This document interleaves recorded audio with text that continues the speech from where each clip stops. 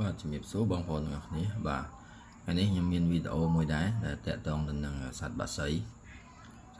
សីដែលមានទម្លាប់ជារឿយបាទបន្ទាប់បាទគឺមានសភាពដូចមនុស្សអញ្ចឹងបាទ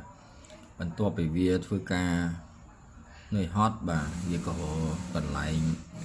ជ្រកឬក៏កន្លែងសម្រាករបស់វាបាទមិនថាអ្នកណាដើរទៅទេបាទគឺវាមានភាព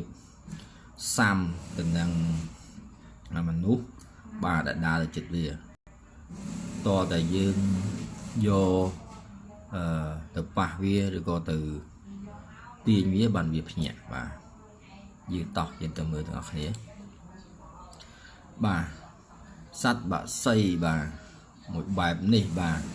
គឺដេកនៅលើចុងឈើបាទហើយចុងឈើដែលបានយើងបានឃើញហ្នឹងដូចជាដើមការឬក៏ដើមបទាលអីផ្សេងៗឬស្លឹកឈើអីផ្សេងដែលវាអាចសម្រាកបានដែលវាអាចតម្រេតខ្លួនបានទៅនឹងស្លឹកឬក៏ដើមឈើមួយនោះបាទអញ្ចឹងយើងមើលឃើញហើយបាទសត្វបក្សីនេះគាត់មានម៉ោងដែលគាត់អស៊ីបាទហើយក៏មានម៉ោងដែលគាត់សម្រាកបាទនៅពេលដែលគាត់សម្រាកគាត់មិនខ្វល់ពីណាទេបាទ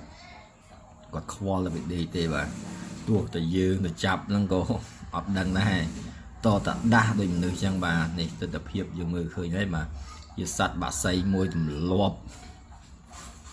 បាទទម្លាប់ដូចមនុស្សចឹងបាទហើយមនុស្សយើងហ្នឹងក៏យកបាទកណាត់ទៅស្ដាប់ឲ្យទៀតនេះគឺស្លឹកឈើបាទដែលគាត់បានចូលទៅសម្រាកហ្នឹងបាទដេកលើមែកឈើក៏ដូចគ្នាចឹងបាទមានតែប៉ុណ្្នឹងទេបាទអរគុណច្រើន